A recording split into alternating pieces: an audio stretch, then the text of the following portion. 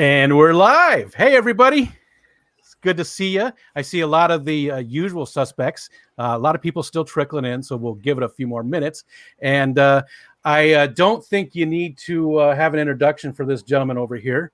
One of the, I don't want to say biggest YouTubers, but probably one of the best fishtubers, in my opinion. Well, I mean, physically, I am easily among the biggest. Well, I'm right with you there. So I'm not going to go cold or winter. That's what we're going to put out there, Bentley's awesome. Super nice guy. His link is in the description. I'm sure Big M and Mike and I think that's the only mods here tonight. I'm sure that they will throw links in there.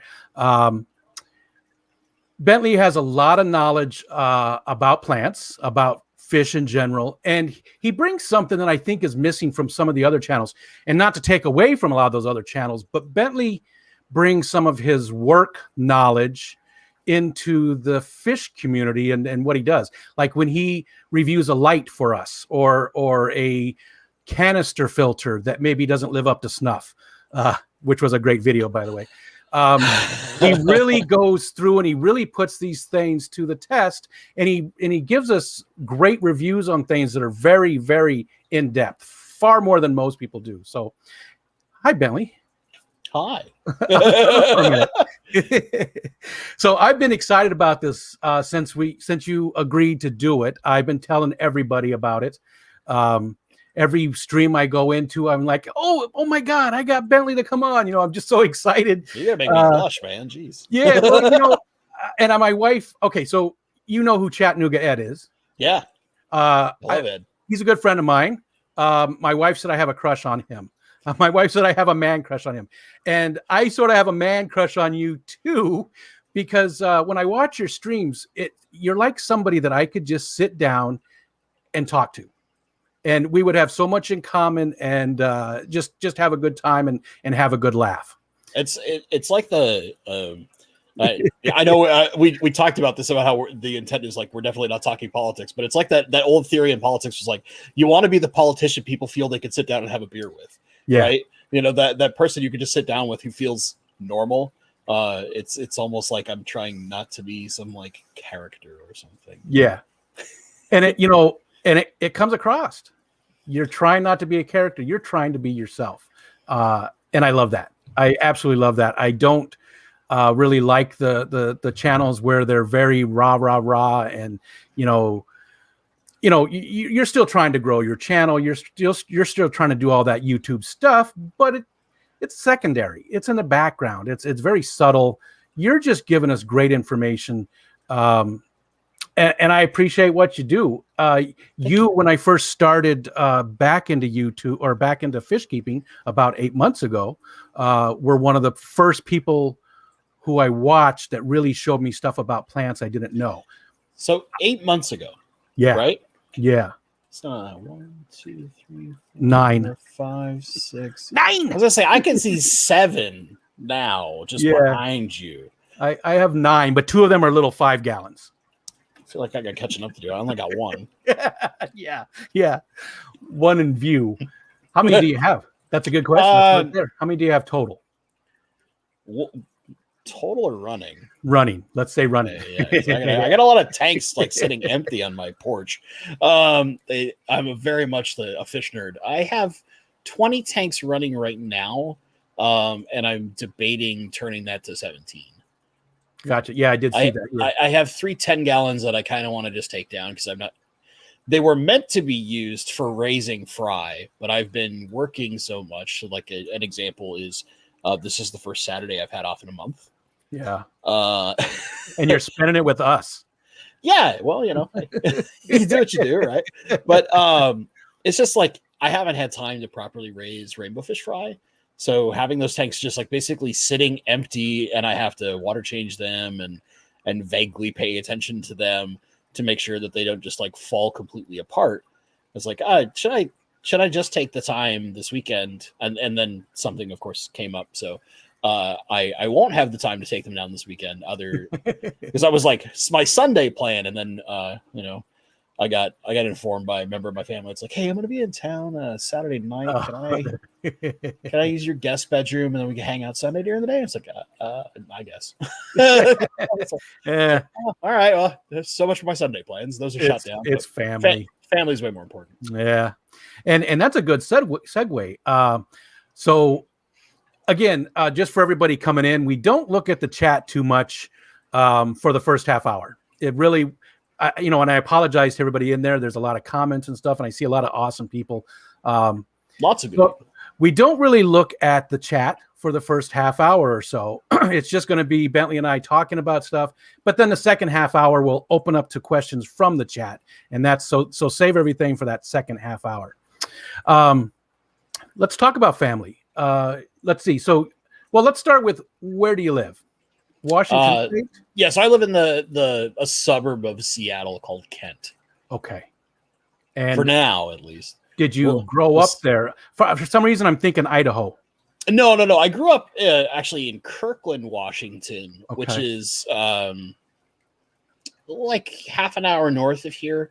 But yeah, no, I was born and raised in the Seattle area. So I have a lot of family on the eastern side of the state, which is close to Idaho. Yeah. But we're all in Washington. Gotcha. And have you ever lived in a different state? No. Although I got a buddy who really badly wants me to move to Louisville, Kentucky. Really, really badly. He has been trying to get me to move there for the last 3 years. Yeah. Yeah. And in the back of your mind, are you thinking about a little bit? I know besides work and stuff, but yeah, I mean, the biggest impossibility is work, right? It's just for what I do, there is so much more of that work in Seattle than there is in Louisville. Although Louisville is starting to turn into a small tech city. There's a lot of tech that's moving out that way. But how do I put this? The weather is basically perfect for me here, except for about a 3-week period. And that 3-week period is the height of summer when it goes over 80 degrees. Yeah, I know, rough. It's so hot. How could you ever handle over 80 degrees? Yeah. But it's just one of those things where, like, I love this area so much, and I would be leaving literally like all of my family, my friends that I barely ever see as is, but when I do get to see them, it's a very, very nice thing. I'd be leaving literally everything behind for one buddy. Yeah. Well, it's like, he's got to be a good buddy. It's like, yeah, but man, you can get like an acre of land out here for what you get a postage stamp in Seattle. It's like, yeah, but I don't want to maintain that acre of land. Plus, it's in Kentucky. Don't bag on Kentucky too much. It ain't that bad. Every state, I won't. Every state has something nice about it. It's just it does. It's finding the ray of sunshine. You know what I'm saying? I live in upstate New York, but our weather is very comparable to that area. I live right on Lake Ontario. It's right outside my window, and same thing. We average in the summertime. We average in the 70s for temperatures. So it's a beautiful place to live, but very comparable weather-wise. So your family's pretty much all in Washington. You grew up there. Let's see. What did your great grandma was the one who got you into fish keeping? Well, I mean, mostly my mom, but my great grandmother got my mom into fish. So, by proxy, right? She's kind of the first that I know of that was a big fish keeper, but she was a pet person in general. So, like, she used to have this orchard property in Yakima, Washington, where she had dogs, cats, rats, mice, hamsters, birds, fish, snakes, lizards, like you basically name it. Yeah, she had it. And it's just, that's something that's really been in my mom's side of the family, not so much my dad's side of the family. They're not big pet people, but my dad loves koi. And so when fish keeping was happening in my house growing up, my dad used to have this big 300-gallon all glass tank in our basement where his koi lived. So it's kind of like up until the house I grew up in was sold and subsequently demolished, because everything in the Kirkland area that was built mostly in the 50s is being demolished and turned into McMansions for all the people with way more money than I have. But like up until that house was sold, that glass tank was still sitting dry in the basement. Wow. And at that time, I had not come back to fish keeping. But I sat there and I thought about it for a little while, and Mom was like, "Oh, is there some stuff out of the house that you want to take?"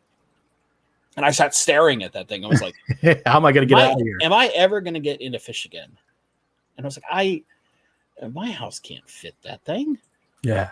There's no way I can fit that thing. We'll just leave it here, let them throw it away. They said they'll throw away whatever. Yeah. And I left a pool table behind too. Oh, This pool table that had come out of a bar in the 30s. So real old school bar pool table. And did they make them with slate back then? Yeah. This thing weighed a metric load. And it was just an absolute tank. That's part of the reason I didn't take it. I was like, how am I going to move this? Yeah, but still, that one's got to hurt. I mean, the tank too, but man, that pool table. Well, it's so funny because for a while I got back into fish here where I live now, I was keeping arcades too, because like I grew up when arcades were in some of their heyday, and I used to go to arcades all the time. So I'm a big arcade gamer. I go to when Human Malware is not happening, I go to a pinball and arcade expo every year that's here in the Seattle area. Nice. And it's called the Northwest Pinball and Arcade Show for those that are in the area. It happens in June every year. I think it's June. But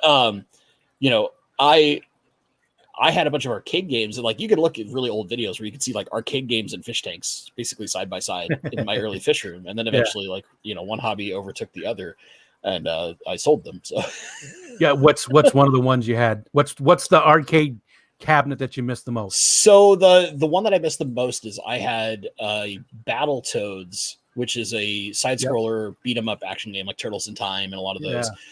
It was only originally an arcade and eventually got ported into consoles later, but that's probably the one I missed the most because it was really hard to find. It was like one of the last our old school arcades in the Seattle area that had finally shut down. It came from that place, and I had gone there several times growing up.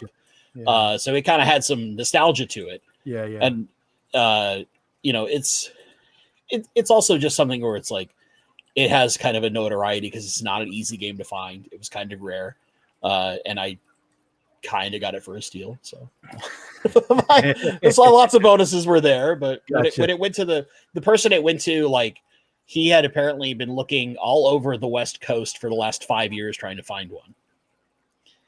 And he just lost his mind that one randomly came up for sale on Craigslist in the Seattle area. And it was a bittersweet day, Did he have any attachment to it as well? Did he ever go to the same arcade or anything like that? It's funny.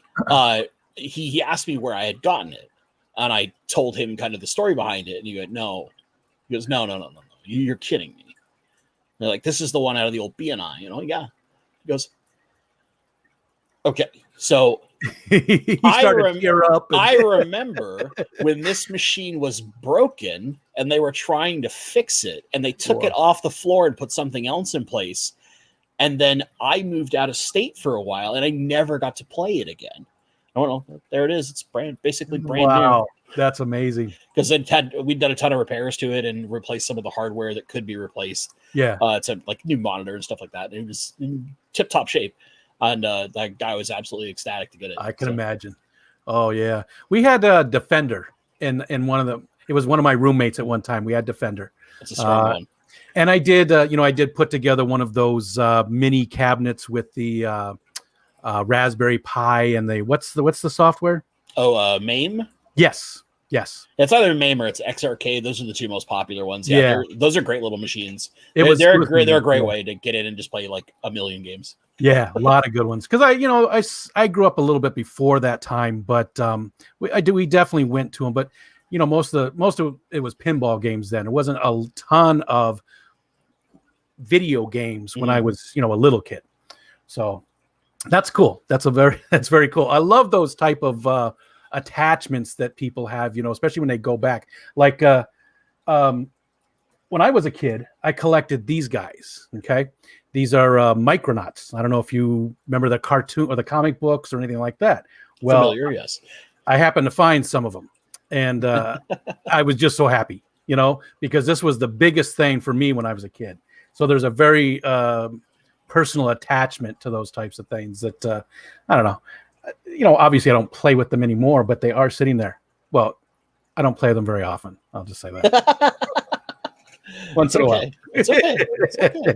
It's okay to live your childhood a little bit vicariously every once in a while. So it's important, I think. Yeah. Terry's Tropical Tanks. He just spoke up. I said I wasn't going to look at the chat, but Terry's Tropical Tanks just said Pong was my first video game. My first console as well. Yep. 1972, I think, maybe 73. It was my first console that I had at home from Sears and Roebuck. As I say, the first video game system I ever had was called Aquarius, and it was like a little kind of like a Commodore 64 knockoff, basically. But it was designed purely for games. It had, I can remember this really distinctly because I had kept the keyboard for a super long time up until finally my mom sold her old home.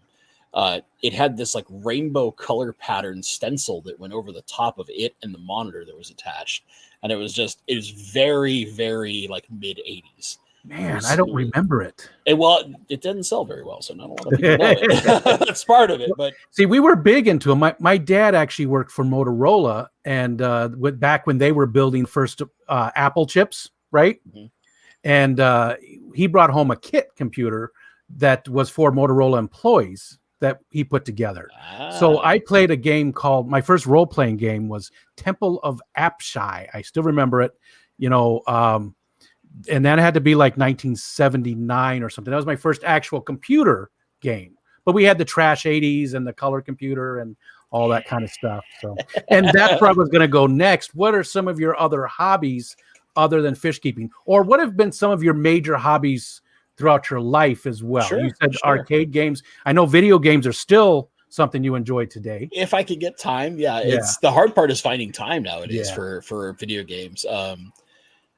So I played a lot of baseball when I was younger. Yeah. I played baseball for like 12 years, up until basically some injuries to my feet facilitated surgery and put me out. But part of that was back when in the very late 80s, early 90s, my dad and I used to do sports cards. So we would go to, originally for the first, I think like 6 months or so, we just bought stuff. I grew up in Seattle when the entire time where Ken Griffey Jr.'s career was going on. So of course I'm a massive Ken Griffey Jr. fan. Gotcha. I still am to this day. It's the part of me that loves baseball the most. It's all nostalgically tied to Edgar Martinez, Jay Buhner, Ken Griffey Jr., Randy Johnson, like the main Mariners in their greatest heyday. But eventually it got to the point of where my dad's that guy who's like always kind of looking for a little angle, always trying to find that little entrepreneurial side. He's just naturally that person. Yeah. And it was like, we could sell cards. We know our stuff. We know how to find things at a good price and sell them at not astronomical prices. Like, we could do this. So we started selling sports cards at the shows that were in the malls and stuff. And this is part of like what led into my love for arcades is I was at a mall every weekend selling cards. Yeah. And eventually, like, I've always been a gamer. I got into things like Dungeons and Dragons. I used to play Warhammer and Warhammer 40K, which is tabletop miniature games. Yeah. I've played Magic for an extremely long time. I have cards on my desk, and I eventually got to a point of where like I used to sell Magic cards when no one else was selling singles at the sports card shows. So I had kind of figured out this niche, and I've always kind of had a sound brain for business in some way, shape, or form, and yet I've apparently never used it because I always worked for someone else. But I used to sell Magic cards all the time, and I had a deal with one of the dealers who brought in just boxes and boxes and boxes of stuff for sports cards, and it started picking up Magic as it was starting to get popular. And it was like I could buy as many boxes as I wanted from him at only $5 a box more than his cost, which meant while most people were buying a box of Magic cards for about $95 to $100, I was paying $50. Gotcha. Yeah. And that was because he loved me to death. He was kind of like, I jokingly referred to him as like my sports card uncle.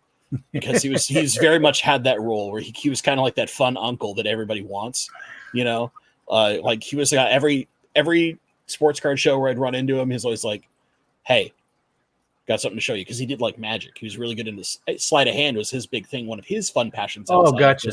Business. So he'd always show me like the next magic trick he'd learn, right? Because the kid likes magic, so I'll show him magic tricks. Yeah. You know, there's little things like that. Yeah.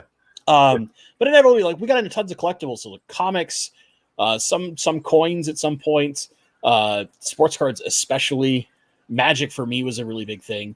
As I got older and started getting into high school, you know, a lot of the like Warhammer and Magic kind of went away. I still played like Dungeons and Dragons with my friends and played significantly more video games. Played video games competitively for a while. Like I used to do competitive fighting games for and mostly local arcades. I never did any like really of the big tournaments that are out there nowadays, because there is a scene for it, but I was never that good. You know, I was good enough. I was good locally, but not that kind of good to be like, I'm going to drive down to California for this big tournament and make money. Like, no, I'm not that good. And then eventually, like, as the things got into it, I was always really into music, but could never play any instruments, and got into DJing. So like I learned how to use turntables, how to play music. I ran a small business for a little while in high school and early college where I would go run like youth group events, high school dances, stuff like that. It was a mobile DJ service. Until I did that for like 5 years until basically I kind of got tired of it. It was one of those things where like you eventually, there's a part of you that as a person who appreciates music, you hate having the same like 10 songs requested over and over and over again. It burns a hole in part of your soul. I gained an appreciation for radio from that. And so when I was going through college, my community college that I went to, because I was, despite liking to think that I'm a smart person, I was rejected to the only college I applied to, which is the University of Washington. Despite having a 3.69 GPA and a very good SAT score, I was rejected. They just didn't like you. I don't know what it was. You must have been a very unlikable kid. It's something. I was just a complete jerk or something. I don't know. But, you know, big colleges like that, they get so many applications, people get rejected. Yeah. And I used to have the rejection letter pinned to my door in my bedroom when I was going to a community college. Which is now an actual full college. It's Bellevue College. Oh, yeah, okay. And it just every day I'd wake up and I'd see that letter and it's like, you son of a... and it would give me motivation, right? Yeah. I'm a competitive human being by nature. So I'd look at that letter every day and, you know, walked out of college with a 3.95 GPA, was on the dean's list every single quarter, blah, blah, blah, blah, blah, and was interested in radio. And I did an internship at a radio station, worked for a radio station for a while, which is a smooth jazz radio station of all things, which is part of where like my radio voice is tuned to jazz because that's where I worked. Yeah. Like rock and roll. Yeah, no, not so much. Even though that's where I wanted to work, that was not the station that wanted me. Because I have to tell the story. So when you're in a radio program and like you're looking to intern at a radio station, most of them will take you on tour of all the local radio stations. And, you know, they're all owned by big conglomerates and each one owns like 6 or 7 radio stations, sometimes more nowadays, especially. And you'll walk through and it's like, you know, the teacher's always like, make sure you ask lots of questions and do that. And what they don't tell you in the background is like, basically they want the loudest people. They want the people that never shut up because they know that they can, in theory, mold those people. Right. I am a super auditory learner. So I went there and everything they were saying, I zeroed in on, I paid attention to, and I didn't say a word while I was at all the rock stations. Because I grew up in Seattle during 90s when like grunge and a lot of the alt rock stuff was really popular. Rock is probably my favorite genre of music, although I listen to a ton of stuff. And then when we get to the stations I kind of didn't care about, I was a loudmouth, smart ass, making jokes. And they went and they were like, Who's the fat guy that doesn't shut up? Well, that's Bentley. Yeah, we want him. And I remember I went to my teacher after all this stuff, and it was like, well, you got two options. You can either intern at a station, or you can move on to one of the bigger programs at one of the universities. And really the only one is at Washington State University as far as local, which is the Edward R. Murrow School of Broadcasting. Gotcha. It's very, very good. It's very, very famous. It's one of the top 5 in the nation every single year, if not the best, very typically. And I was like, yeah, no, I don't want to go to Pullman, Washington, because it's kind of out in the sticks. Gotcha. Right. It's a party college town on a giant hill. And I didn't want to go there. And we toured there. They took us on a tour, and I was like, what was it about the place that turned you off? It reminded me too much of this place that is between where I live and where my cousins live. So my cousins live in Yakima, Washington, which Yakima is very rural. There's lots of apple orchards and apricots and hops that are grown out there. And before you go through this like desert canyon to get to Yakima, there is Ellensburg, Washington, which is where a small college called Central Washington is at. But there's a lot of cattle farming out there. So it smells like cows. Gotcha. Right. And it just, everything about the area around Wazoo, where it's like, oh, there's 3 bars and nothing else to do. It felt like Ellensburg. Gotcha. And being a young idiot, not realizing that, like, hey, you go here, you basically have a guaranteed job in something that you think you want to do. I was like, nah, I'll just do the internship and I'll figure it out. Because I've always been that kind of person where, like, as much as I value education, I hate school at the same time. Because a lot of times it doesn't teach you what it needs to teach you. Very rigid, very structured. Well, also just teaches you stuff that is good for being book smart, but bad for being street smart. Gotcha. Bad for a lot of things that we actually really need in life. Like, yeah.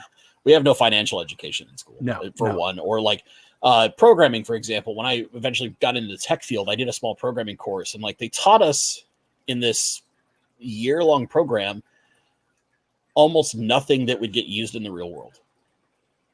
I remember the first piece of code that I wrote as a contractor in my first job at Microsoft.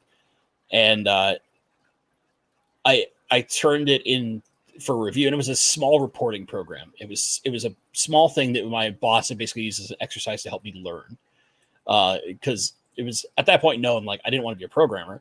I wanted to work in the test field, but you could, in theory, write test automation, and that's its own specialty field. I'm like, I wrote this reporting tool, and I sent it to her, and she's like, well, it does what it does, but I can tell this is like direct from a college and not like a big tech school or direct from working world, experience. Yeah. Okay, how do I fix that? And she was like, well, we basically break the entire thing down and rebuild it from scratch. I was like, okay. And so, she gave me some pointers and stuff, which, like, my first boss at Microsoft was one of, still to this day, I think, the best people I've ever known. And absolutely the epitome of, like, what, for those who want to champion it, women in technology should be, because she's incredibly smart, incredibly gifted. She'd been at Microsoft at that point for 20 years.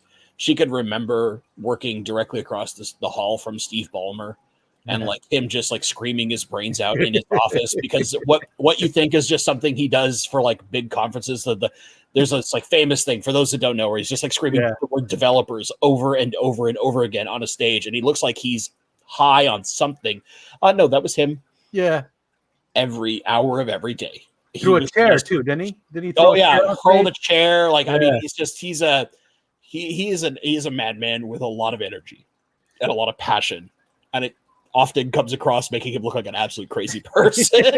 But it's like you learn these things in school sometimes that you just will never use professionally, and it's like one of my biggest gripes about school. So while I never discourage anyone from seeking an education, I highly encourage you to learn what work is actually going to request of you, because it will change. And the first time I stepped out of the education side of the life preparing me for work, and into actual work. It was like, oh, just everything you learn, just throw it to the side. Yeah. We'll start you fresh. Don't worry. Yeah. You'll learn the ropes. Yep. You'll figure it out in no time. I remember. I didn't do much programming. I hated programming. I tried just doing web developing, but it was way back in like 2001. Notepad was our IDE. We it's the good days, it was just HTML. It was just CSS, a little bit of Java, JavaScript. I hated it. I absolutely hated it. I went back to break fix type stuff and networking. I absolutely just hated programming in any way. So I like talking to people, I loved going to people's desks and fixing their issues or teaching people how to copy and paste. I loved it. I absolutely loved it. People person, damn it. That was then, not so much these days. I shouldn't say most. A lot of what you said, I knew already. Uh-oh. That's how, that first of all, that's how many of your streams I've watched. And secondly, that's how, again, I said at the beginning, you're very forthcoming with more of your personal life than a lot of other fish tubers are, which is something that I appreciate because we're getting to know the person. We're getting to know, it's not just somebody telling me how to do something, which is fine. There's channels that are purely instructional, purely informational, and that's great. But your channel isn't like that. And it's something I appreciate about it. And I know that after you got out of DJing, you sold your DJ equipment to a friend. Yes. I see. I know that. So, and the funny thing is, that was my friend Lucas Westcoat, which what an awesome name for one. This extremely handsome gentleman. I was very jealous of him back at that time. But like he'd been a good friend for a long time. And the thing that I loved the most about Lucas and his family is that his dad was that guy who was a car guy. So like him and my dad got along really, really well because they're both car people. And for him, what he did is both of his sons, he'd bought them an old car that they fixed up together to be their first car. So for Lucas, he had a 1955 Chev truck. Wow. Oh, it was they redid literally everything from the ground up, and it was gorgeous. And then his younger brother had it was like I think 62 or 63 Bronco. Like almost square ones. Yeah, almost looked a little too close to the OJ mobile, but like because it was, and he had painted his white with some blue highlights, so it was very close to the nice. The juice. So your dad was a car guy. Did any of that trickle down to you? Do you like mechanical stuff really that much? So it's funny, when I was in college originally doing the radio stuff, I took 3 different classes trying to decide what I wanted to do. Because when I went into college, I had no clue. Yeah. I thought I knew. And it turns out what I thought I knew back when I was 13 ended up the career field I ended up in, just not where I thought I was going to be, which I thought I was going to make video games. So I love video games and I like tech. And video games actually doesn't pay that well, surprisingly, compared to like enterprise systems or what in the industry we refer to as software as a service, or in my case, developing a piece of technology for the Army, which is far easier to live on that kind of salary as opposed to video games where they're like, well, there's a million idiots who want to do this work, so we'll just pay you dirt. Yeah. And the hours are crazy. Not that you don't work crazy hours as well, but not like my crazy hours are because part of it is an Army project. I have extremely short deadlines, and we're in the middle of a pandemic, so it is very light as far as the number of bodies on campus. So the people who are there have to pick up way more work. But yeah, gaming is significantly worse in many cases. But I have a massive appreciation for cars. So the story of whether or not I would work in cars and engineering came down to a couple of things. When I was very young, my dad had this theory that if I could get through the worst part of working on cars, then we could get to the fun stuff and see if I really had what it took to be a car guy. Gotcha. So the very first job he ever gave me was he sat me down in front of I think it was like a 63 or 64 Chev Malibu. Put me on the front quarter panel said, okay, here's sandpaper and a bucket of water. You're going to wet sand this quarter panel. And it should be noted, like, my dad is the kind of perfectionist. When he did things, like, he would do a 10-coat paint job. So for those that don't know, like, back in the 80s, you're talking about spending $10,000 to $20,000 just on your paint for your car. Wow. And this is when the paint was cheap. Now the paint's expensive because you can't have all the horrible for the environment stuff in the paint anymore. That was dirt cheap to make. Yeah. So 3 hours later, my hands hurt like all get out. I've been doing small circles about this big. Like, Mr. Miyagi's got nothing on my dad. I was going to say that. Like, wax on, wax off. I ain't got nothing on my father. And I knew my hands hurt. They were covered in microscopic dust because you're talking 360 grit sandpaper. And toward the final hour was 600 grit sandpaper. And you have to keep it wet or it ruins it. Yeah. So you got to be perfect. So he's checking like every 10 minutes to make sure I'm doing it right. Afterward, he's like, so what'd you think? I never want to do this ever again. I think it was 10. I was 10, and I was like, he's like, son, if you can't do this part, there's a lot of other things you won't want to do. And I was like, and he was like, is it just because it was boring and he didn't have music, or I was like, my hands hurt. Yeah. And I was like, my dad's hands basically look like a giant mass of scars and calluses, just because he's banged his knuckles open. I've seen this man like turn a wrench, crack his knuckle on something, have it bleed all over the place, and just be like, oh. Yep.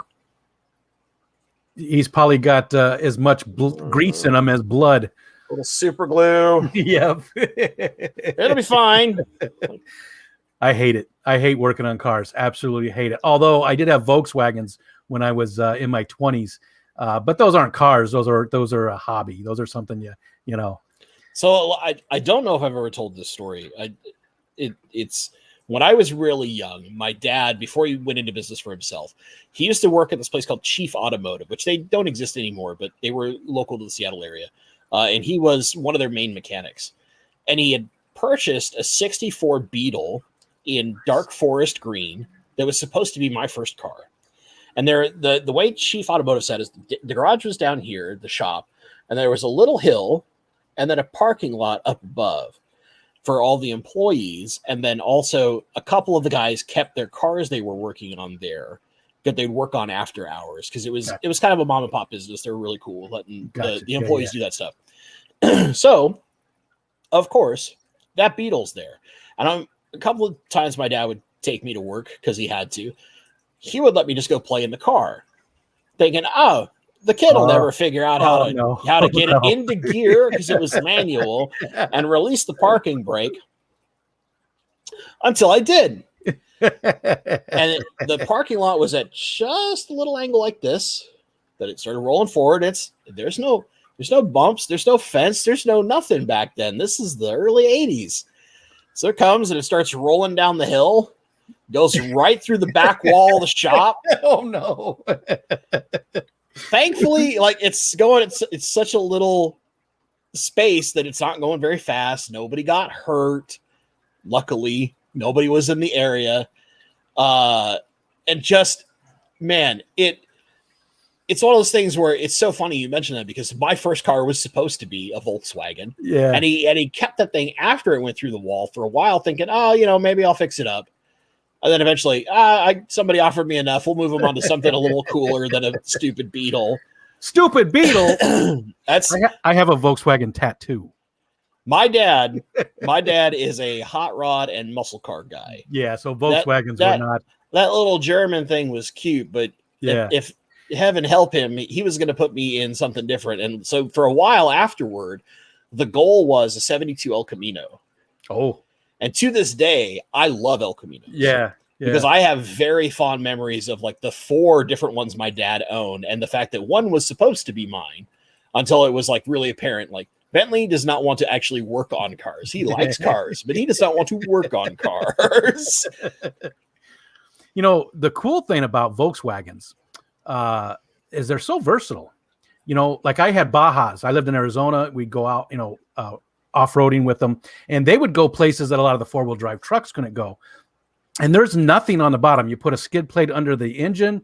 There's nothing to get hung up. It's all one piece. There's nothing exposed. They'd float, so they were just very versatile. I had quite a few of them. And actually my last one was a show bug. I never really won anything major with it, but I took it to some of the shows and stuff. And I really, really got into Volkswagens.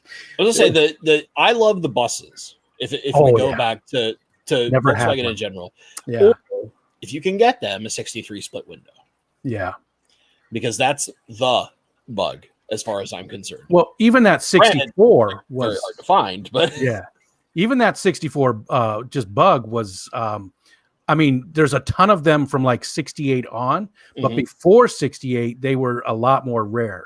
So yeah, and then, or especially trying to find any of the pre-Beetle Volkswagens is incredibly hard to do. Oh yeah. Well, granted, they're not as versatile, durable, impressive as the Beetle actually is. Because if you look at the engineering behind the Beetle, it's incredible. The number of things you could do with those things, they're so good in snow, which you would never expect out of a little car. Yeah, you can make them a street race car. You can make them a dune buggy. You can make them a commuter car. You can make them. It's incredible, just the engineering and a few little tuning things that you can do. You can stick a 911 turbo Porsche engine in the dang thing if you really want to, because they are basically the same freaking chassis. Yeah, they are. It's really incredible if you look at like things like that you can do. And of course, like they've been ludicrously famous in a number of movies and pop culture things. Yep. There's that too. It's easy to pull an engine out of one of the older ones. If you get before 72, 74, I can't remember. Before that, you basically disconnect the gas line, you disconnect the electrical, actually reverse that. And then there's 4 bolts holding the engine onto the transaxle. That's it. Yep. So, and I could lift an engine myself. They didn't weigh anything. No, so they were it was such a cars. small engine. There's the only problem with the people who did the Porsche modification is the Porsche engine barely fit. You had to make a modification to the bolting array to make it fit. Yeah. But if you did it right, now all of a sudden that thing flew. Yeah. Those are cool little cars. I do sort of miss having one. Maybe someday I'll get a little bus or convertible. So we barely touched on video games. We sort of went past that a little bit. You say you still play today, but you don't really have a lot of time. What kind of games do you enjoy playing today? Do you play PC only, Master Race? Yeah, honestly, what I play the most of now, normally I'm a PC gamer. I used to be a big console gamer growing up, Nintendo. I actually was at a retro game store earlier today to pick up something for my girlfriend. Because the thing in the house lately has been Fridays, as long as I have all my editing done and all my filming done for my Saturday video. The one game that I guarantee that I play in is we'll typically play Mario Party collectively as a house. So her brother lives with us right now. So it'll be me, her, and her brother, and we'll play a game of Mario Party. So we'll play quite a lot of Switch. However, most of the time when I can, it typically is PC. Although I grew up on like Super Nintendo, PlayStation. I played kind of everything. Yeah. But most of it's PC, just out of the last. It almost hurts to think that far back, but basically since college, a majority of my gaming has been on PC or Xbox. And is there a certain genre that you like the most? Are you RPGs? Are you first-person shooter? Are you?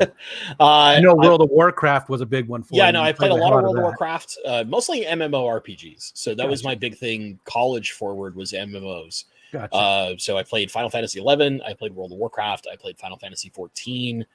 And each of these I put like at least 4 years into. Gotcha. So you have to think about playing the same game for 4 years. Yep. It's a certain level of dedication. But I also I enjoy League of Legends occasionally. I don't play that very much anymore, mostly because just the community is so miserable. It is. It is like digitized cancer just waiting to occur.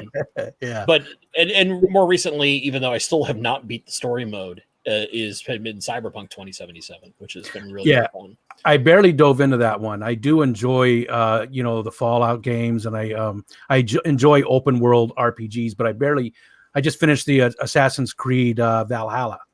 That was pretty good. Yeah. When you played the MMOs, did you ever play or hear of Asheron's Call? Yeah. Oh yeah. I played AC2 with some buddies. I played AC. I actually got to beta test it, and then that's where the name Rico Stan came from. It was 1999, and I was beta testing it, and they suggested taking Stan or Mad MAD and putting it behind your name and making some type of medieval sounding name. Yeah. And my friends had all called me Rico Suave, ironically, because of the song. I don't know if you remember the song. Rico Suave. That's the one. Yep. Oh, dude, I know. Yeah. You're talking my era of music. Like, most of the time nowadays, when I'm listening to music, it is typically 80s, mostly pop, but a lot of rock too, or it's 90s rock. Like those are my two wheelhouses that I go back to as a genre trip of preference. And the one comment I saw in the chat recently is just from Halo Finza 4 is like, I'm part of the Toxic League community. Apologize to the Salt Seasoned me. It's okay. Like I used to play competitive fighting games. You want to talk about people who get really salty? Yeah. It's fighting game players. They are way worse than even the League of Legends community. And it is amazing that I'm the like person I am despite playing all those games, because like I ignore the chat so often nowadays, just because I'm the old man in the room. So that's one of those things. Or like, I think it came down to I remember when Xbox Live first came out. I had buddies that were on the original Xbox Live team that worked for Microsoft, and they still work for Microsoft, just not in Xbox anymore. And I can remember going in and playing Halo when it was in beta at Microsoft, and eventually Halo 2 when it was in its alpha and beta. And like, of course they were like, you can't tell anyone about any of this stuff. But we used to play like LAN parties on the campus every Saturday. So we would go in and play D&D for like 6 hours during the day in a conference room with all the free sodas in the fridge. Nice. And then at night, anywhere between 30 and 70 employees would come back to work to do LAN parties of Halo and Halo 2. It was so popular in the building. Wow. And I can remember playing it, and I can remember when Xbox Live first got super popular. The game that I played the most of on Xbox Live at the time was Counter-Strike. I played a lot of shooters at that time in my life. And I can remember going in, and I was like, I knew I was going to be playing Halo 2, the newest updated beta build. And it got out of alpha, it was into beta. There's some significant improvements. I was really excited for it. And I sat down with my buddies, and we're kind of catching up while we're waiting for everybody to show up. And I was like, dude, it's really bad when I, as a young man, hear a kid who is obviously like 12 or 13 in the middle of puberty insulting me with his voice cracking over Xbox because he killed me. And my buddy, who at the time he's 30, he's got 2 kids. And I would think I was 21 or 22 at the time. He's just howling, laughing in his chair in this conference room. And he's like, yeah, what's his name? We can ban him for you. I was like, no, let him play. He'll learn. He'll learn in the fires eventually. Like, yeah, you're gonna run into bigger jerks, man. Oh my God, that would. I mean, being that age and then getting banned and find out something like that. What did I do? I could just I don't play very many PvP. I just don't.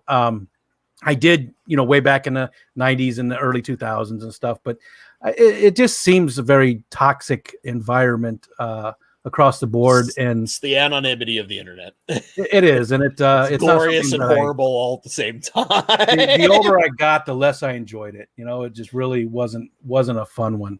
I think that's why I like MMOs so much is I play the player versus environment side. So like raiding, or at least when I had the time to. I haven't played them in over a year now. I think I quit over a year now, just because my time has not allowed it. And It's the cooperative side of things. It's Yeah. a small group of people getting together to face a challenge, and that part is very, very fun to me. It is, and that's why I liked Ash Ron's call so much, is because while they did have player versus player, you had to go red. You had to do something. You had to do a quest to turn into that, or else you had to play on the PvP server. There was a special Dark Tide we called it Dork Tide, but that was the PvP only. But it was, I still have friends, and like I said, that was 99. I still until just the last few years, I still went to a message board for that game. There's people that started out that 12-year-old kid who now have their own kids. You know what I mean? That grew up within that game. So that's just cool. It's just cool. You know what? It's almost 7:30 already. Yeah, time flies when you're having fun, huh? We've gone 50 minutes already, and I never even opened it up to the chat. Are you pressed for time? No, not at all. Okay. All right. So at 8:00, Fish Room Fever normally goes live, but I know that they were in Cincinnati today, and I definitely don't want to go over their start of their stream. But although I do.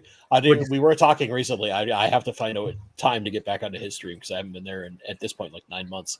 Over to see Ed or who? Fisher Fever and Ed. Yeah, the two of them. Yeah.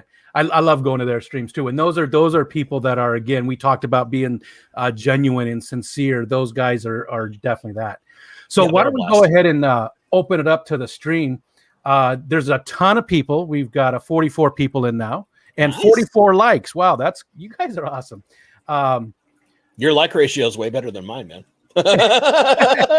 That's just because these are hardcore people. You get a lot of you're so popular, you get those fringe people that can only come in and watch the Bentley. I mean, if you're watching a Rico Stan fish tube stream, you've got a problem. Mr. Stan's got a great question. You saw that, right? Yeah, I see it. All right. He asked that in every single chat. Big M, he's one of my mods. You know him, right? Great guy, super great guy. He asked that every single time to everybody. Some people are like, don't know what they would do, and other people know right away. So what do you think?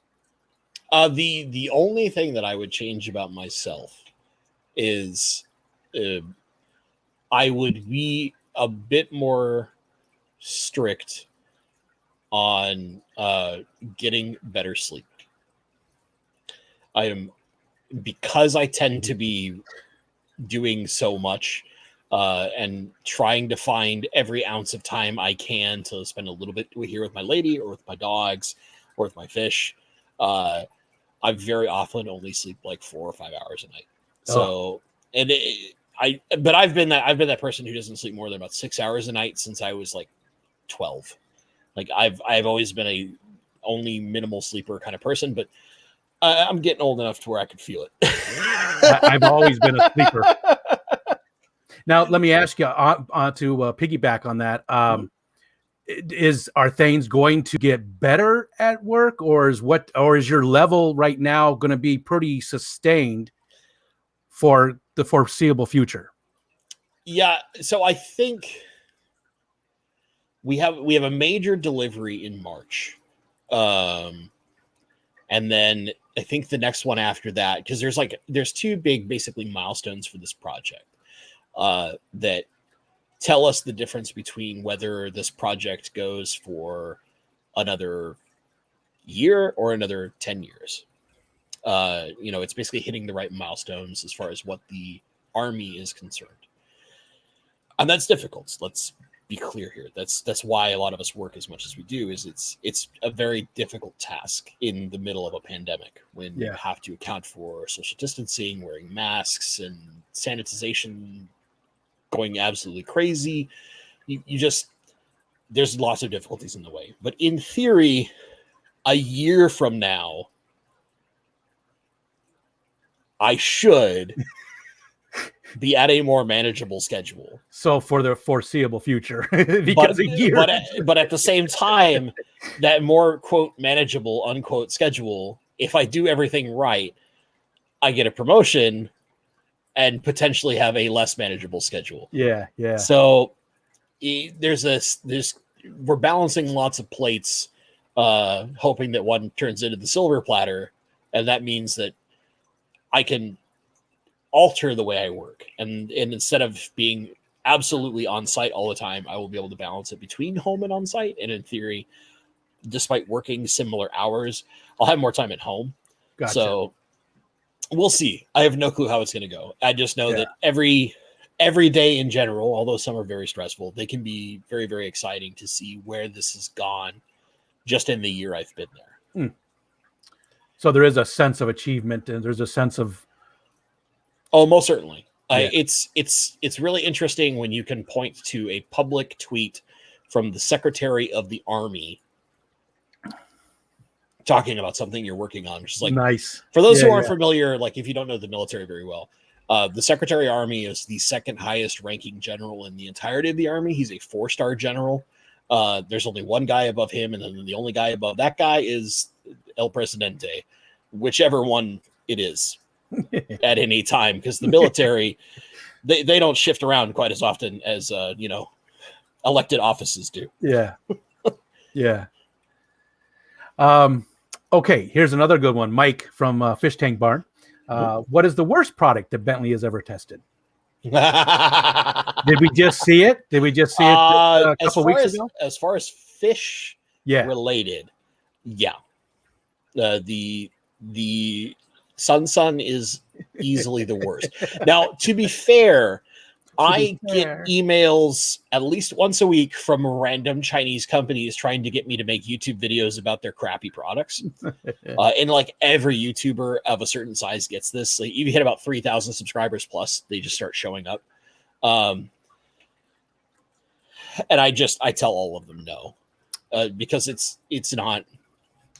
And a lot of times they're not even like aquarium things.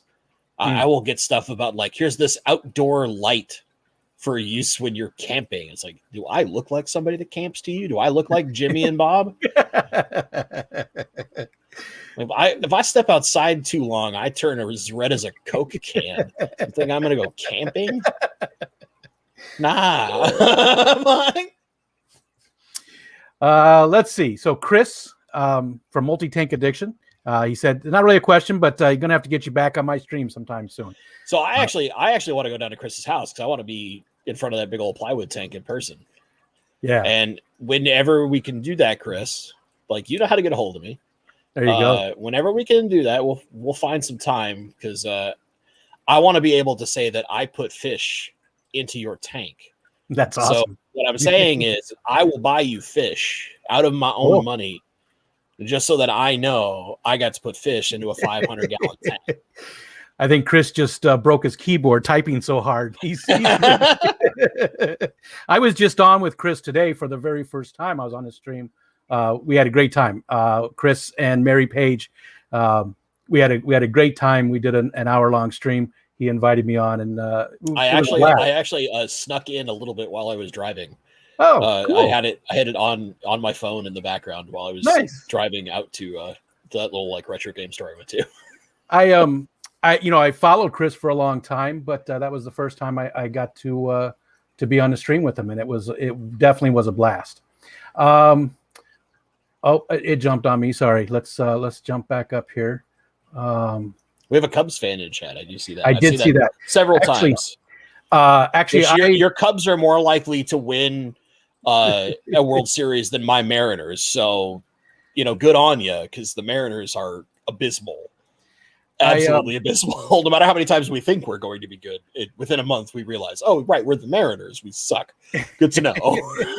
See, I was a Cubs fan because I'm originally from the Chicagoland area. I'm still a Bears fan.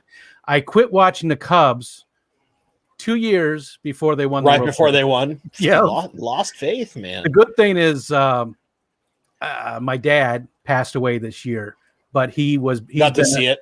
He was a Cubs fan since the late 30s. So, to at least he got to finally see it, because the last time they went to the World Series was 1945. The last time they won it before this was 1908. Yeah. So, so at least the Cubs had a really long curse. The Mariners just are the Mariners. I still have Ken Griffey Jr.'s rookie card, Upper Deck. The good one. The Upper Deck. I did collect a lot of sports cards at that time as well, mostly football, but I have like Jeff Gordon's rookie card and Blackhawks. See, last year I watched hockey. So the problem is the only thing I know in hockey is goalkeepers. It's right on the tip of my tongue. Despite the fact that I'm wearing a hockey hat for a team that exists but doesn't exist.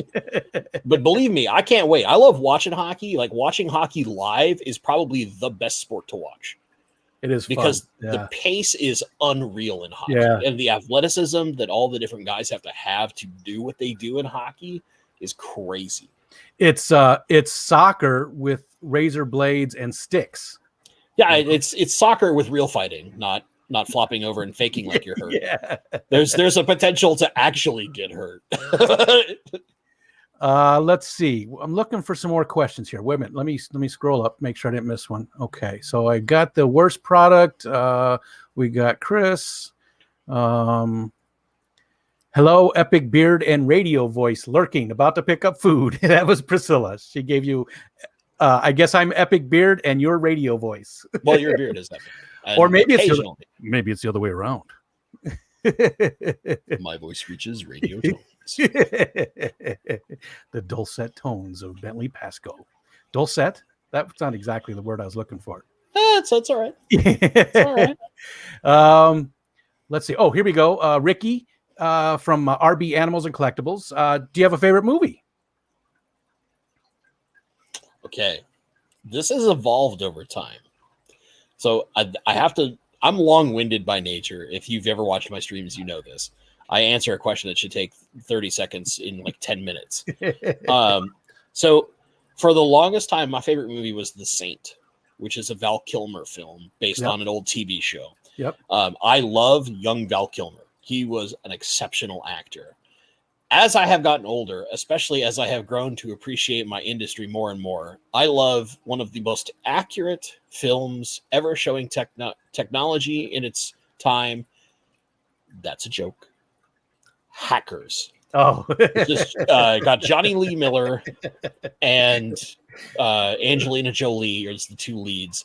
It also has like Matthew Lillard in it. If you're a fan of Penn and Teller, it has Penn Jillette in a very small role back when he had his like weird frizzy, whatever you want to call that hair job. But I love that film to death because no matter how many times I watch it, I laugh endlessly at how technology and hacking is portrayed. Yeah. And I cannot help but enjoy the comedy of like all the hacker names that they use as their handles, like serial killer, like Fruit Loops is probably one of the best lines in that whole film because every time it makes me giggle. And it's just, there's little things about that movie that I love so much because it's so terrible. Gotcha. And that probably is like the synopsis of a lot of the movies I enjoy now is they're so bad. I love them to death. Like for those, famously the movie The Room, is just probably the worst film ever created. And yet it's so cringeworthy that you just can't help but laugh at it. Gotcha. But yeah, for a long time, it was definitely The Saint, followed very, very closely by Willow. Young Scientist, young Val Kilmer, The Popcorn. You're thinking Young Real Genius. Real Genius. I don't know where I got Young Scientist. Real Genius is fantastic as well. Yeah, that was a good one. But it's also kind of overly campy. Yeah. Yeah. There you go. Multi-tech edition. Crash and burn. Very good, man. Let's see. Where are we at? Let's see. And Big M dropping some links like always. Nope, and it jumped on me here. What's the favorite thing you've tested for work? For work. That says, for work. That's from Casey Gaska. I'm probably pronouncing that wrong. I should also talk about the worst thing I tested for work outside of fish because I think that is appropriate too. So my favorite thing that I've ever tested for work is actually what I'm working on currently. This has been the most fun because I can see the importance of it. Gotcha. And that plays kind of near and dear to me. The worst thing I ever tested for work is a game that actually a lot of people love, and that is the Elder Scrolls Oblivion.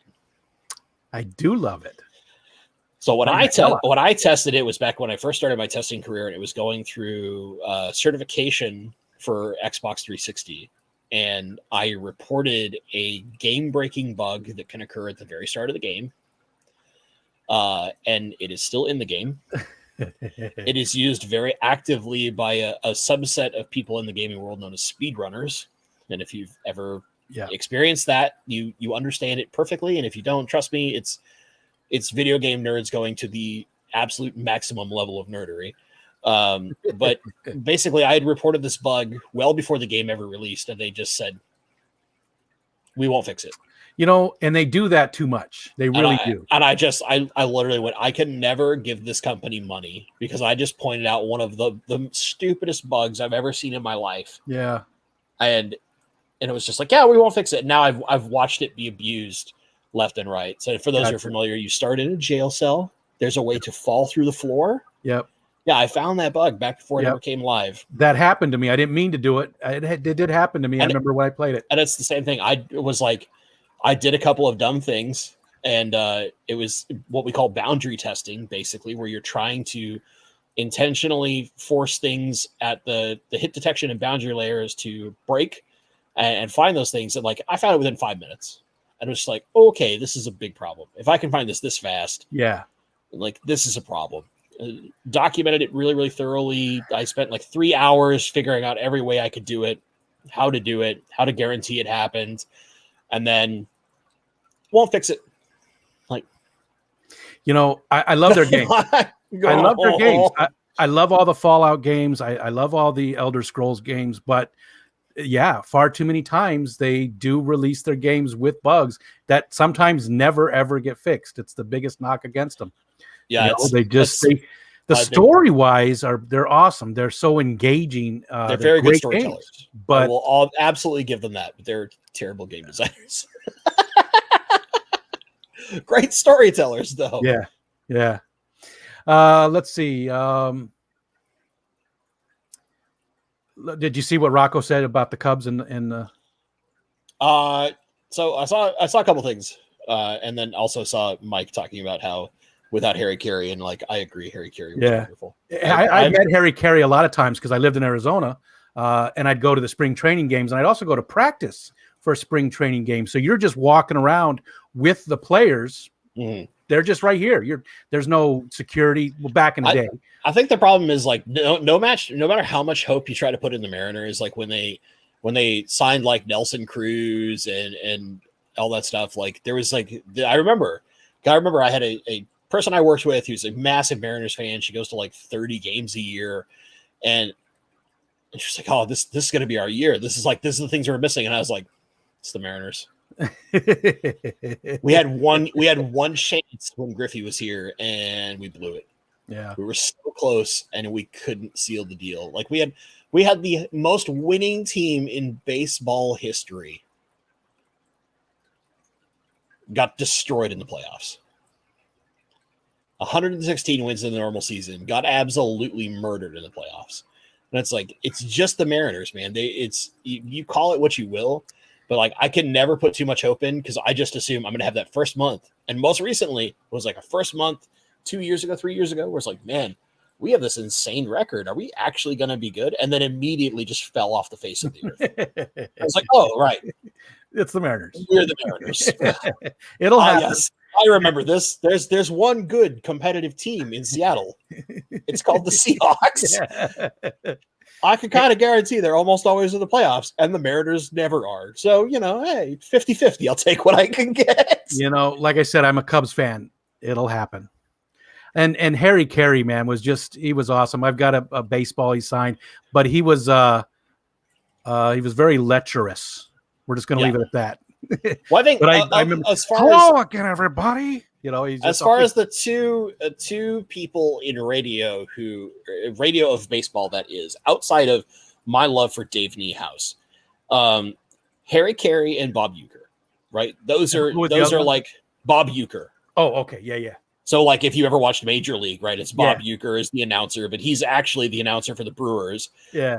Well, was Yeah. for Was. years and years and years. But I mean, those are two of the most iconic voices in baseball. Yeah. It's say what you will about Harry Carey. Some would say that's the charm of Harry Carey. Well, it was a different time. It's a different time. That's all. We're going to leave it at that.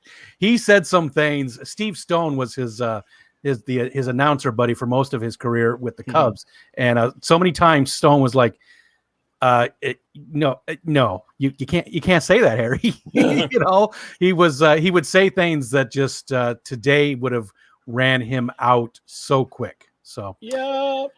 All right. Hey, Big M or Mike or anybody, can you tell me if Fish Room Fever is going to go live tonight or not?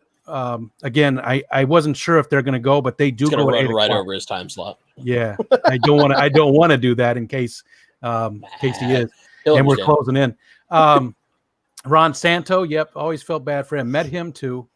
Ryan Sandberg, Mark Grace, those guys. I met all of those. Sammy Sosa, he actually remembered me from year to year. I got to meet Sammy Sosa. I was waiting for Billy Williams, who was from the 60s and early 70s. He Cubs player, a lot of home runs. He's in the Hall of Fame, but he was their hitting coach at the time. And I asked, Sammy was talking to somebody, and he said he was waiting for Billy Williams to come pick him up. They're going to play golf. And I asked Sammy, hey, do you mind if, I was with my son, who was about 6 at the time. Do you mind if we just wait here with you? I've been trying to get Billy's autograph for like 3 years. And he's like, no. And he was talking to my son and talking to me and stuff. And, and when Billy showed up, he was like, he took my card and gave it to Billy and got it signed for me and stuff. Well, the next year was the year. No, that was the year before he hit all the home runs. So the next year he still wasn't a big name, but he had started to be a big name. He saw me and picked me out of the crowd and he goes, hey, how you doing this year? It was very cool that he remembered me, Sammy Sosa, Well, I mean, despite what you might think, a lot of those baseball guys are actually really smart. They. Oh, yeah. Oh, no, I just, just the fact that he sees so many people and people want his autograph and the fact that he remembered me for year to year. Yeah, you never know. You never know how, like, certain people, well, one thing I will say is I'm terrible with names, but I don't forget faces. Gotcha. So, like, I remember so many people by their face. And the problem is a lot of times I'm like, okay, where do I know that person from? Yeah. And I track it down because I've done enough stuff in my life at this point. It's like, okay, where in my life do I know them from? And it usually takes me a couple minutes, but then it's like, okay, I know them from here. Now, what's their name? Yeah. I'm with you. Quick story, because I still want to get to some more questions here. But quick story: I was going to a court appearance. I was with my wife, and she said, "Look, you're gonna see somebody here, because every place we went, I see people I know." Well, that was back in the day. I would see people that I know, and I'm like, "No, this is Phoenix. I'm not going to know anybody here." So I'm sitting there in court waiting for my turn to come up.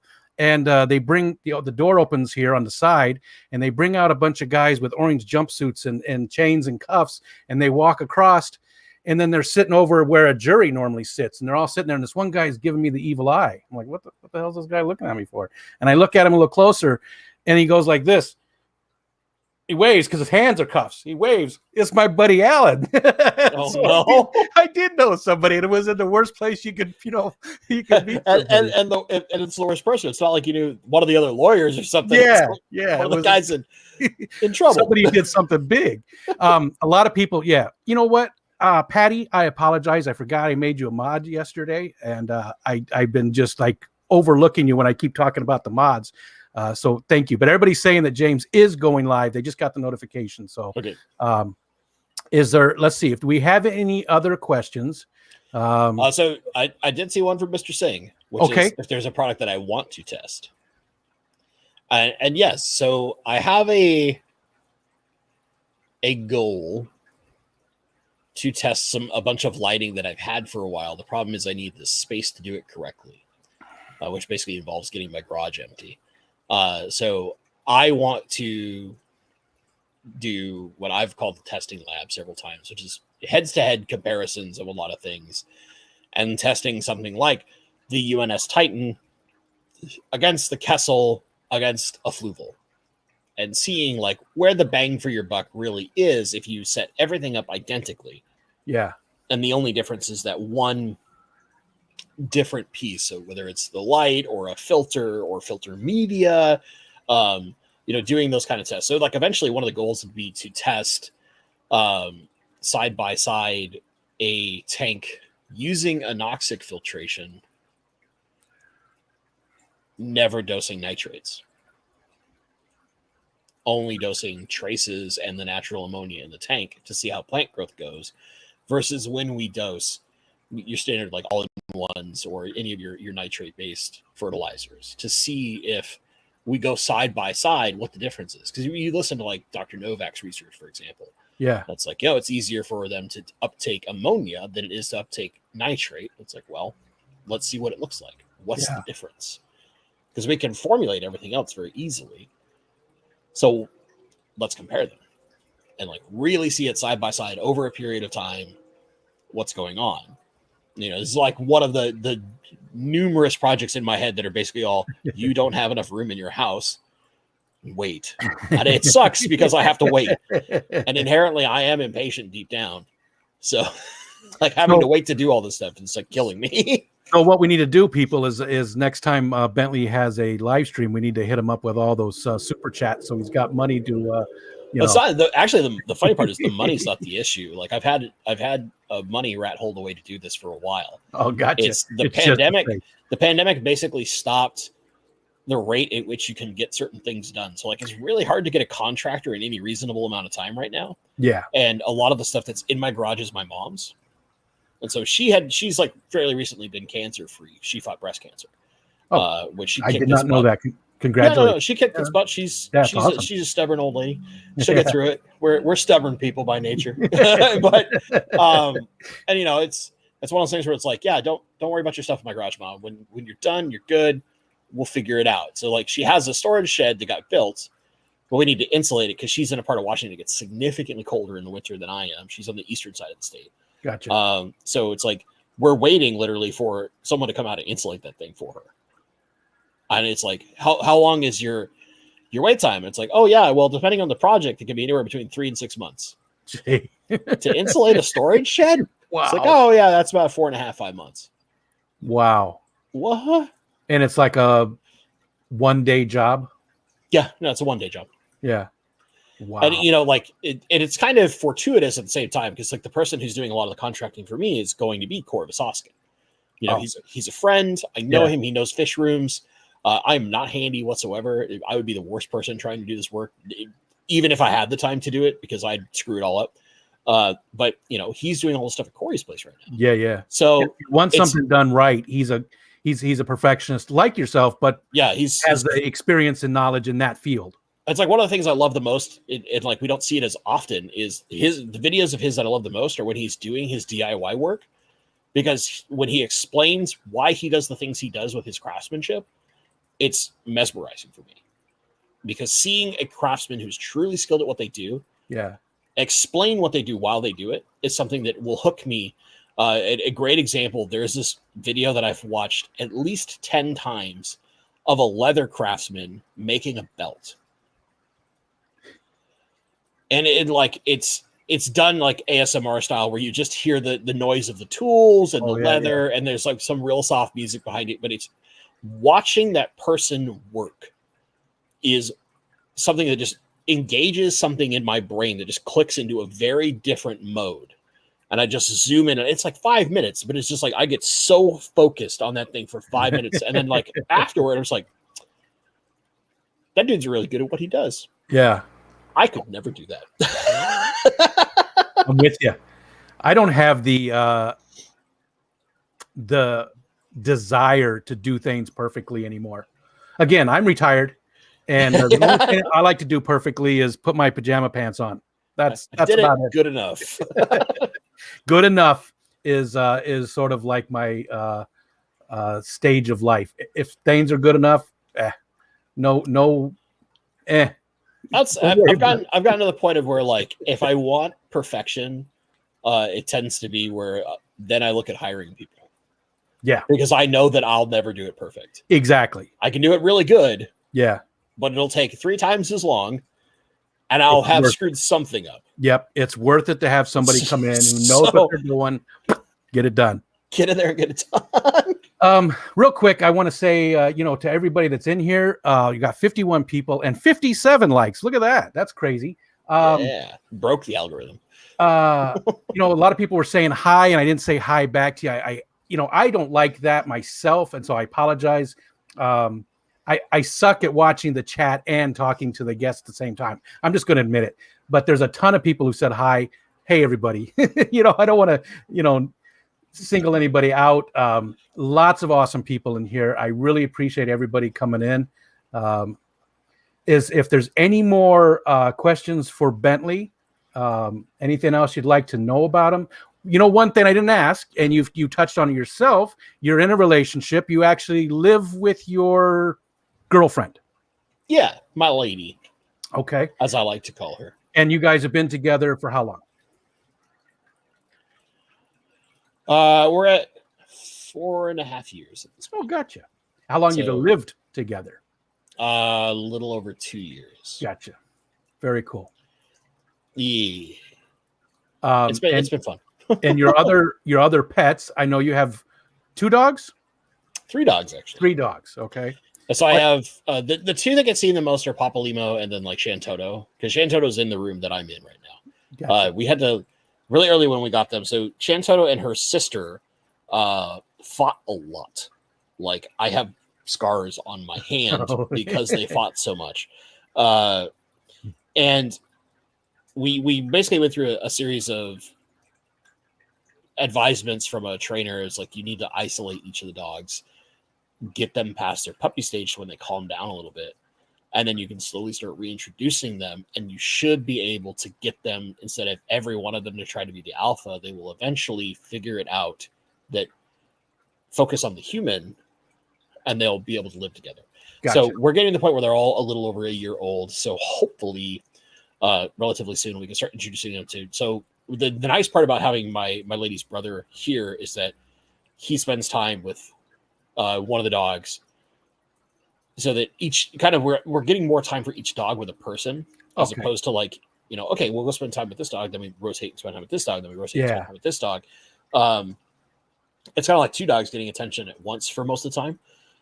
And also like she just in general loves him to death, and he's got it set up to like she sleeps with him in the bed and stuff, and it's been very, very good for her. Although I'm gonna have to get plastic surgery on my dog because she has a problem. Chewing. Well, so her, I have to get really technical. Her region, is recessed, and it can lead to issues with debris getting into her region and causing infections, which we've dealt with 2 UTIs already. Poor little girl. Aww. So, and a lot of it is like they don't usually worry about it when they're puppies, because as they grow, things can expand and stretch, and in theory that goes away. For her, now that she is at adult size, and that's still a problem, there's no more growing to occur. So we have to get what is called, I think it's an angioplasty. It's basically got to get her a nip tuck on my dog so that she doesn't keep getting infections. Yeah, I'll give you, this is how open I am with my life. Welcome to this S show. Well, that's good information though. I mean, that's, now we know. Now everybody knows. Yeah, you never know. You can, as Halo Fins and Flora said, a lady lift for my puppy. Well, one of those things where you don't want her to keep getting infections. It's sure. Very often we have to put her in a cone, because if it does get problematic or it gets irritated, she'll try to scratch and then causes problems. So you got to put a cone on them, and she hates the cone. Now, there's a different thing that we did with one of our dogs. Instead of the cone, we took the pool noodle and made a necklace out of it. And it's a lot more freeing for them, but they still can't get to those areas. So we tried something similar to that, and my dogs are smart enough; they figured out how to get it off. Oh, okay. And chew it apart. So I've tried that on 2 different dogs. I tried it on my boy after I got him neutered, and he had that thing off inside of 30 minutes and subsequently destroyed. And then on one of the 2 girl dogs, the one that is currently in a cone right now, she had it off like in the middle of the night. Gotcha. It's like, yeah, all right. Ours are pugs, and they're not the smartest, so they don't. Oh, but they're, I will never own a pug, but I love pugs to death. I've had multiple friends that have owned pugs, and like the thing that I love the most about those dogs is every one of them is completely unique. Yeah, their personality is so unique, and they're very, very enjoyable dogs to interact with because each one is so individual. We didn't set out to get pugs. They're rescues, and we just somebody had them, different ones, different times, and even better. Even better that they're rescues. That's how we always try to do was just find somebody who's wanting to get rid of. We got the one, he was 8. So he's that's an old man for a pug. Well, they get to be about 14, 15 is their average. If you get lucky, the respiratory issue rate he does have it though, and he has problems. Rough. Yeah, he definitely has some issues. He likes to sneeze on you. He does it every night. He'll come up, he sleeps with us, and he comes up to the top of the bed and he sneezes on you. He waits till he gets right next to you, and then he sneezes on you to wake you up so you can pet him. It's not fun. And then the other one, we got her when she was about 4, and both just great dogs. Amazing. I love them so much, and just so friendly. And the older guy doesn't make a peep ever, except at dinner time when he goes glop glop. He doesn't bark. He said glop. And it's the weirdest noise you've ever heard. And it's only at dinner time. So, hey, it's 8 o'clock. Oh, yeah. And again, if you want to go over our buddy James and Ed, they're going at 8. And I bet you they've got a good story about their trip to Cincinnati to the fish swap there. And Bentley, I can't thank you enough. Again, I was so excited all week for this. It's been awesome. It's been a blast. It's been so much fun, and I think we learned some more about you. Just put some more humanity. Probably too much. maybe a little bit, but it's all good. So hey everybody, thanks for being here. Tuesday coming up, Sean from Peck Tech is going to be 6:30 p.m. Eastern Standard Time. Sean's going to be my guest, and again Monday night, Chattanooga Ed and I are do our geek stream, and that's at 8 o'clock p.m. Eastern Standard Time. Again, appreciate everybody being here. You are all so awesome. 60 likes. I think that's a record. So Bentley, they all came to see you. And hey guys, take care. And we'll see you on the next one. Take care, everybody.